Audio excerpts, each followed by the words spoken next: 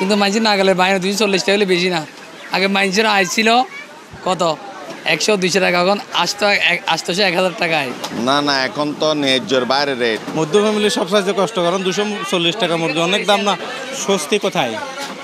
স্বস্তি তো বাজারে কোনো কিছুই নাই। প্রশাসন আসলে দেখা যায়, তারপরে এটা আর সাইনবোর্ডে এটা আর দেখা যায় না। ওদের বাজার তো কোনো নিয়ন্ত্রণ নাই। 250 টাকা 40 টাকা, রমজানের আগে নিয়েছি 180 টাকা 70 টাকা, কিন্তু আমাদের তো কষ্ট হয়ে যাচ্ছে, সাধারণ মানুষের কষ্ট হয়ে যাচ্ছে।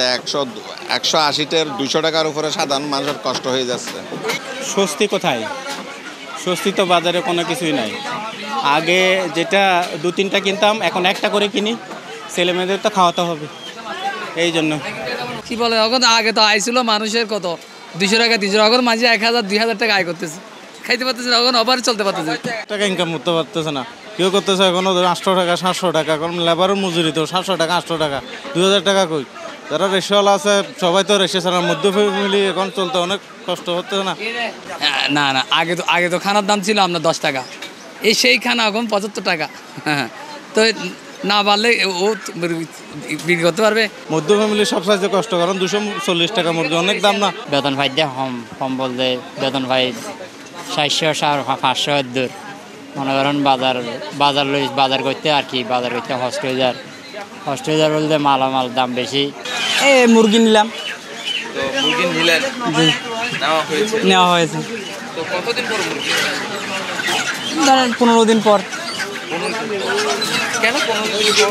আয় কম। কিছুদিন আগে 250 টাকা ছিল, 260 টাকা বিক্রি করছে। আপনার পত্তা পড়ে যায় 200 টাকা কেজি, 180 টাকা 90 টাকা পত্তা পড়ে যায়। তো খামারি 1 মাস কষ্ট করার পরে বিক্রি করতে কিছু পাইতে হবে না, আর নইলে ওগুলো খামার করবে। খাদ্যের দাম যেভাবে বাড়ছে ওইভাবে যদি হিসাব করতে যায় মুরগির দাম 300 টাকা।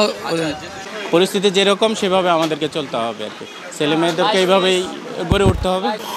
সেইটা তো অবশ্যই চাই ছেলেমেয়েরা, তবে এটা তো ছেলেমেয়েরা যেটা চায় সেটা তো নিতে পারছি না, কারণ বেতন কম। ওদের বাজার তো কোনো নিয়ন্ত্রণ নাই। আমরা শুধু টিভিতে দেখি যে ওখানে যাচ্ছে, কিন্তু আমাদের এই এলাকাতে তো কখনো আসে না। প্রশাসন আসলে দেখা যায়, তারপরে এটা আর সাইনবোর্ডে এটা আর দেখা যায় না। সরকার কাছে আমরা চাই এটা সুস্থ, যেন বাজারটা যেন কন্ট্রোলে থাকে, যেন বাজার যারা সভাপতি আছে সেক্রেটারি আছে তারা যেন এটা তদারকি করে। সরকার বাজার মনিটরিংটা যেন ভালো করে সরকারি নির্ধারিত যেটা দাম সেটা যেন আমরা অবশ্যই মানব, সেই অনুসারে যেন সকল বাজারে সমানভাবে সবাই খেতে পারে।